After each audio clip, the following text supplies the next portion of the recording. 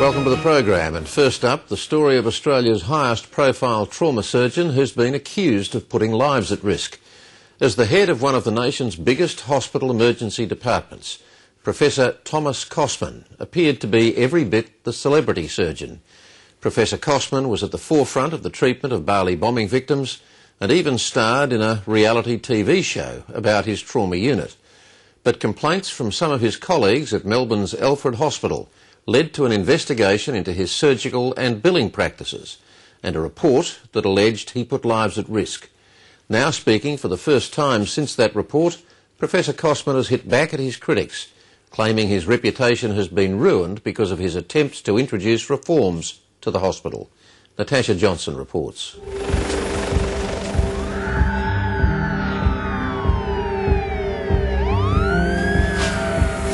I feel that my career has been assassinated. Not only now here in Melbourne or in Australia, it's worldwide.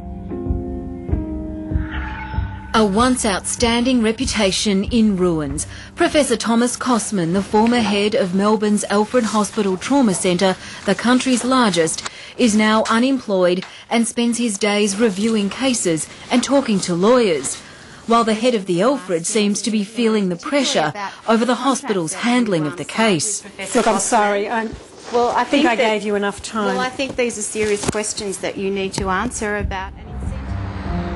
Thomas Kossman faces multiple investigations by police, the Victorian Ombudsman, the Medical Practitioners Board, Medicare and the publicly funded insurer, the Transport Accident Commission. I will fight to get my reputation completely cleared and to go on working as a trauma surgeon. It's a dramatic turnaround for the charismatic German-born surgeon who starred in a reality TV show about the high-pressure unit's treatment of emergency patients. Thomas Kossman is my name. I'm the director of the trauma department, looking after you. The Alfred considered it a coup when Professor Kossman was headhunted from Zurich in 2001, and he became a hero to many for his role treating Bali bomb victims like former footballer Jason McCartney. After complaints from a small group of consultant surgeons, the hospital commissioned a peer review panel that delivered an alarming finding. Lives were put at risk. There were examples of catastrophic bleeding.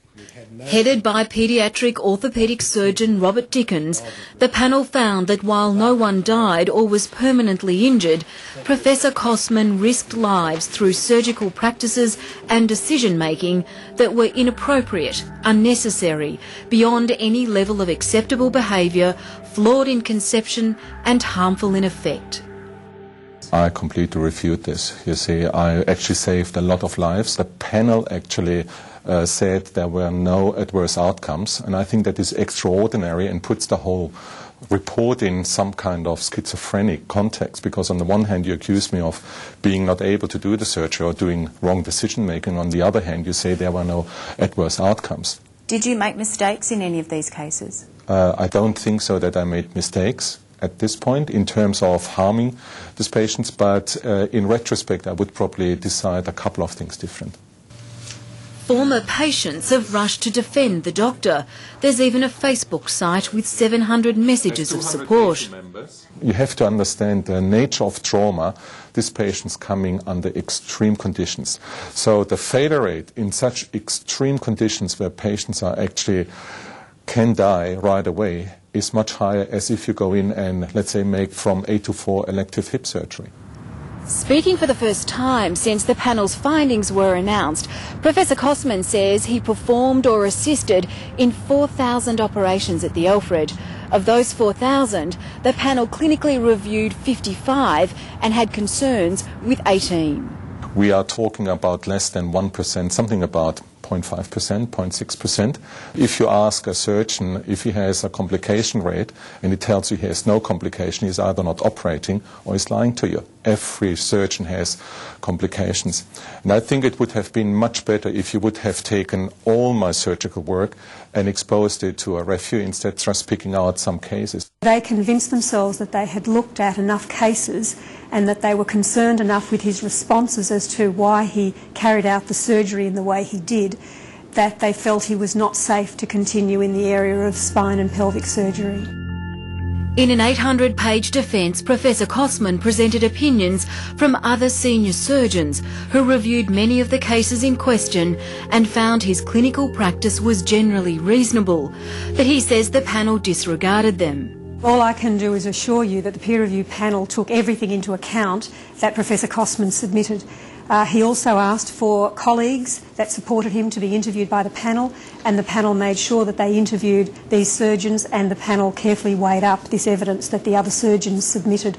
So it was considered by the panel.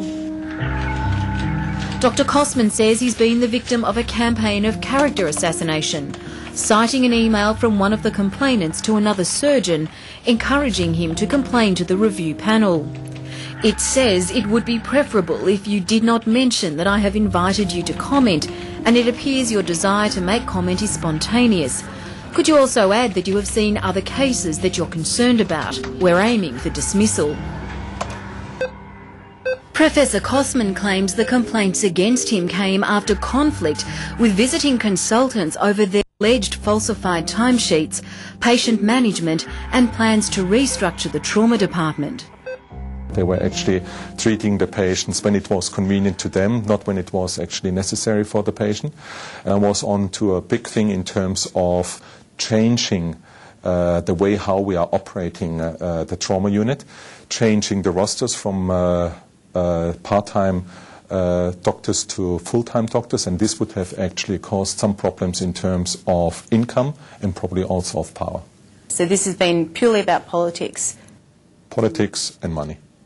I believe Thomas Kossman has got some very strong allies in this hospital and has made a lot of friends, but he is someone who did polarise people to some extent, and that is perhaps one of the aspects that we're dealing with here. But the motivations of the complainants did not in any way influence the deliberations of the panel. The debate about Professor Kossman's clinical competence has ensnared the College of Surgeons, which fast-tracked his accreditation and cut the mandatory 12-month supervision of foreign doctors to just 4 months.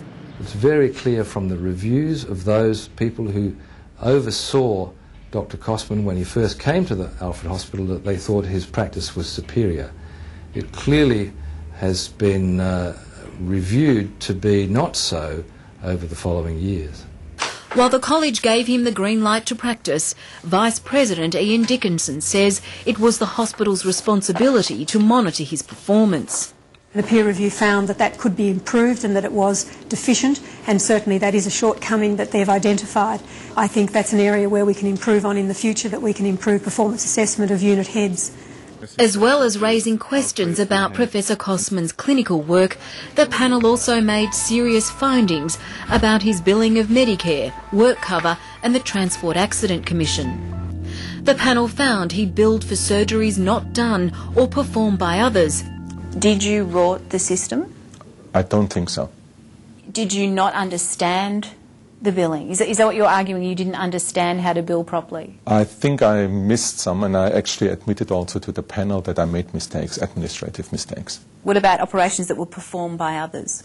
That is part of our supervision of junior staff. So that was an oral agreement to bill for the fellows, and I billed for their services as assistant, and I gave the complete 100% billing results back to the hospital.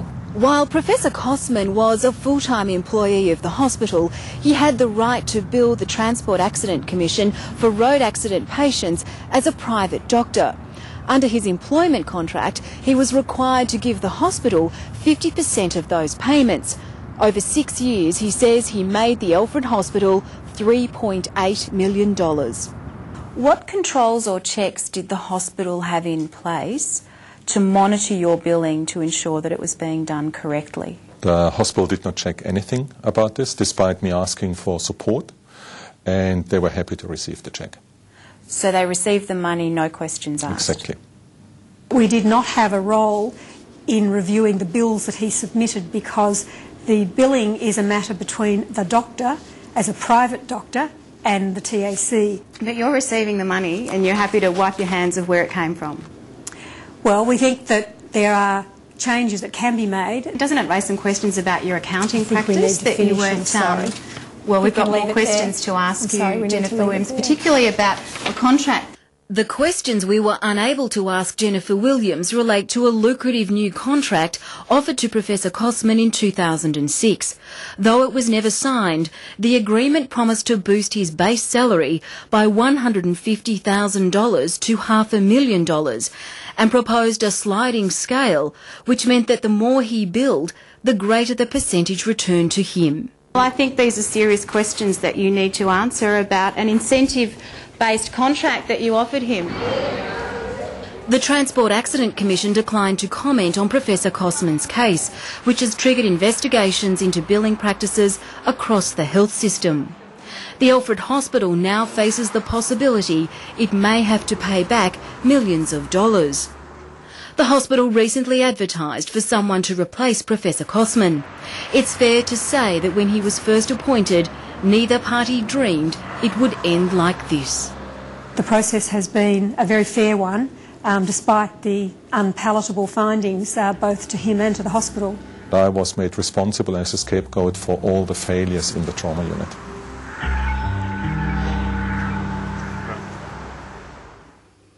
Natasha Johnson with that report.